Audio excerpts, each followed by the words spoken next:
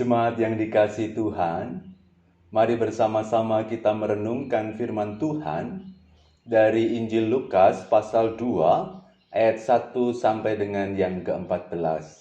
Yang demikian. Pada waktu itu, Kaisar Agustus mengeluarkan suatu perintah menyuruh mendaftarkan semua orang di seluruh dunia. Ini pendaftaran yang pertama kali diadakan sewaktu Kirenius menjadi wali negeri di Syria. Maka pergilah semua orang mendaftarkan diri, masing-masing di kotanya sendiri. Demikian juga Yusuf pergi dari kota Nazaret di Galilea ke Yudea, ke kota Daud yang bernama Betlehem, karena ia berasal dari keluarga dan keturunan Daud, supaya didaftarkan bersama-sama dengan Maria tunangannya yang sedang mengandung. Ketika mereka di situ, tibalah waktunya bagi Maria untuk bersalin, dan ia melahirkan seorang anak laki-laki, anaknya yang sulung, lalu dibungkusnya dengan lampin dan dibaringkannya di dalam palungan, karena tidak ada tempat bagi mereka di rumah penginapan. Di daerah itu ada gembala-gembala yang tinggal di padang menjaga kawanan ternak mereka pada waktu malam. Tiba-tiba berdirilah seorang malaikat Tuhan di dekat mereka, dan kemuliaan Tuhan bersinar meliputi mereka, dan mereka sangat ketakutan. Lalu kata malaikat itu kepada mereka, "Jangan takut, sebab sesungguhnya aku memberitakan kepadamu kesukaan besar untuk seluruh bangsa. Hari ini telah lahir bagimu juru selamat, yaitu Kristus Tuhan di kota Daud. Dan inilah tandanya bagimu. Kamu akan menjumpai seorang bayi dibungkus dengan lampin dan terbaring di dalam palungan." Dan tiba-tiba tampaklah bersama-sama dengan malaikat itu sejumlah besar bala tentara surga yang memuji Allah, katanya, "Kemuliaan bagi Allah di tempat yang maha tinggi, dan damai sejahtera di bumi di antara manusia yang berkenan kepadanya." Demikianlah firman Tuhan. Yang berbahagia adalah setiap orang yang mau mendengar serta memperhatikan dalam kehidupannya sehari-hari. Haleluya. Amin. Jemaat yang dikasihi oleh Tuhan Yesus Kristus, di dalam Injil Lukas 2 ayat 1, kita bisa melihat konteks politik saat Tuhan Yesus lahir, yaitu Kaisar Agustus yang sedang berkuasa. Menurut sejarah, nama sebenarnya dari Kaisar Agustus adalah Gaius Octavius, atau biasa dipanggil Octavian, yang berkuasa sekitar tahun 30 sebelum Masehi sampai dengan 14 Masehi. Sebetulnya, nama Agustus adalah gelar yang diberikan Senat Romawi kepada Octavian, yang berarti raja. Gelar tersebut merupakan penghormatan pada Octavian karena kiprahnya dalam menciptakan perdamaian pada masa itu, yang disebut dengan Pax Romana atau perdamaian Roma, yaitu sebuah periode kehidupan masyarakat Romawi yang makmur, sejahtera, aman, dan tentram. Pada masa itu, seni, budaya, arsitektur, sastra, dan ilmu pengetahuan berkembang sangat pesat. Roma sedang berada di masa keemasannya. Dalam menjaga perdamaian, Octavian berhasil mengatasi potensi-potensi perang, baik yang terjadi di dalam kekaisaran maupun dengan kerajaan tetangganya. Menurut sejarah, kehidupan tentram masyarakat Roma yang dimulai oleh Kaisar Octavian ini berlangsung selama 200 tahun. Pada masa kepemimpinannya, tidak ada satu orang pun yang bisa menandingi popularitas Kaisar Octavian. Betulkah begitu? Nampaknya tidak menurut Lukas. Bagi Lukas, ada orang hebat yang bisa menyaingi kehebatan Kaisar Octavian, bahkan melampauinya. Orang itu adalah Yesus Kristus. Ia adalah inkarnasi Allah yang kehadirannya telah dinubuatkan oleh nabi-nabi. Kita bisa melihat bagaimana kontrasnya kisah kelahiran Tuhan Yesus yang digambarkan oleh Lukas jika dibandingkan dengan kelahiran anak-anak raja yang lazim pada masa itu. Lukas menggambarkan Yesus sebagai tokoh besar yang lahir dari kehidupan pinggiran dan penuh dengan tantangan. Biasanya di dalam istana megah, sang ratu yang sedang hamil diawasi oleh para penjaga agar terhindar dari bahaya yang bisa mengancam kandungannya. Para bidan pun tentu disiapsiagakan dan terus berada di dalam istana sang ratu, supaya ketika tanda-tanda melahirkan sudah datang, semuanya akan berjalan dengan lancar, aman, dan nyaman bagi ratu dan raja yang dilahirkannya. Namun, apa yang kita baca dari kisah kelahiran Tuhan Yesus Kristus sangat jauh berbeda.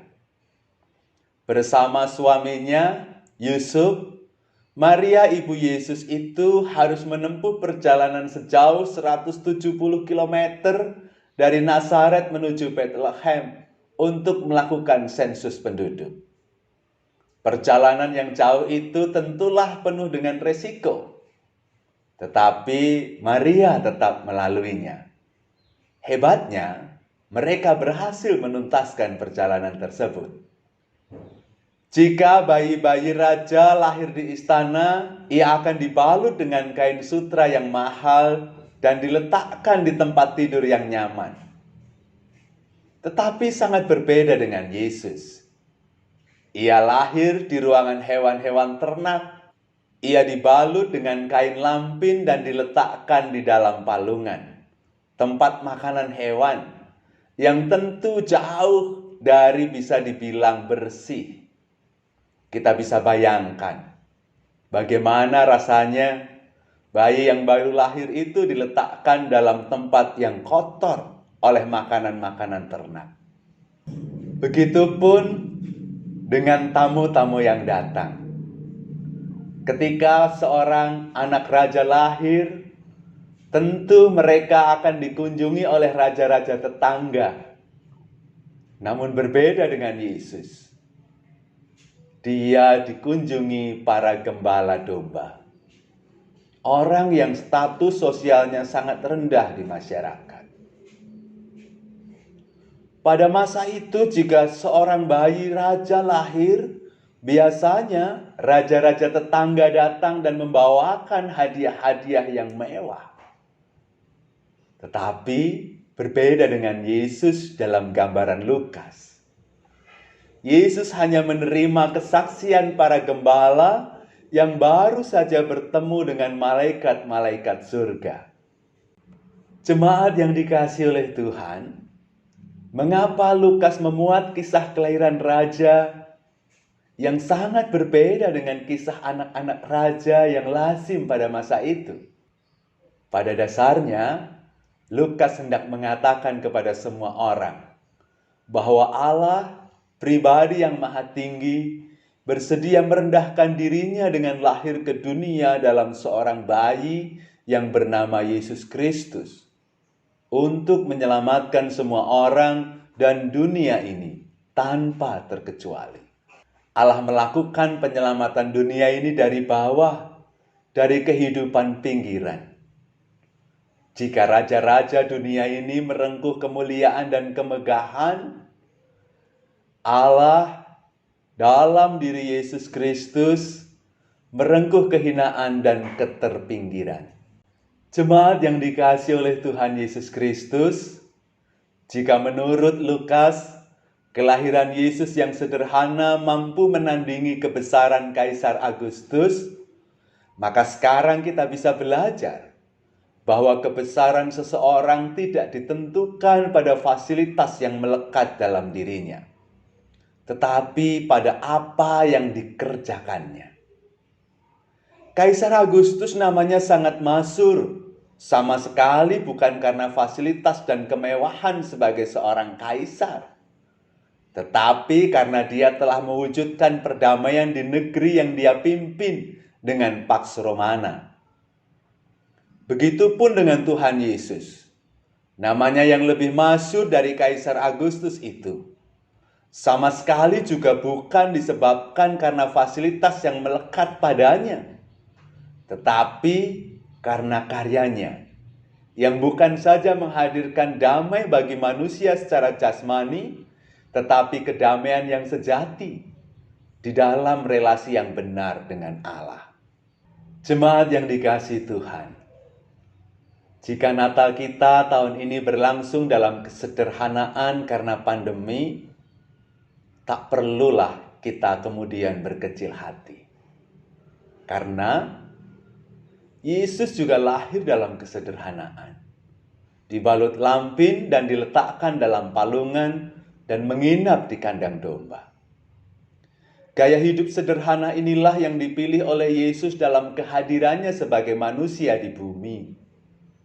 Mestinya kita semua, para pengikutnya, meneladan dalam gaya hidup yang sederhana pula. Jika dalam perayaan-perayaan Natal sebelumnya kita menghabiskan banyak waktu dan biaya untuk persoalan-persoalan yang terkait dengan kemewahan, seperti baju, konsumsi yang lezat, perayaan-perayaan dan anggaran-anggaran yang sangat besar, maka sekarang waktunya kita kembali belajar pada kesederhanaan hidup.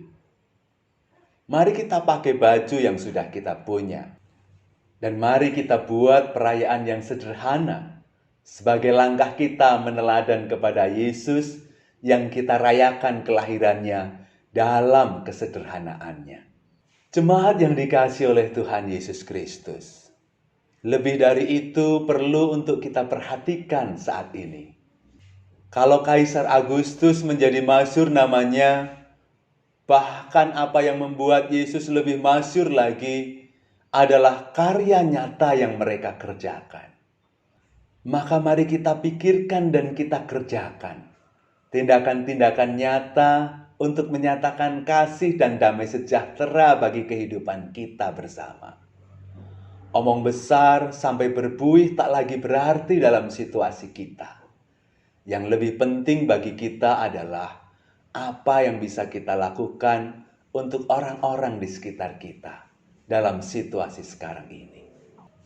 Itulah hal yang akan membuat kita, baik pribadi maupun gereja, menjadi berarti bagi dunia dan lingkungan di sekitar kita. Masyarakat tidak akan mengagungkan kita karena kemegahan pesta yang bisa kita buat. Masyarakat tidak akan memasyurkan kita pada kemewahan baju dan lezatnya hidangan pada perayaan Natal. Tetapi masyarakat akan mengagungkan dan memasyurkan, memuji, bahkan meneladan ketika kita bisa berkarya nyata dalam kehidupan ini. Setidaknya memberi contoh cara hidup yang sederhana dalam situasi kita saat ini. Amin.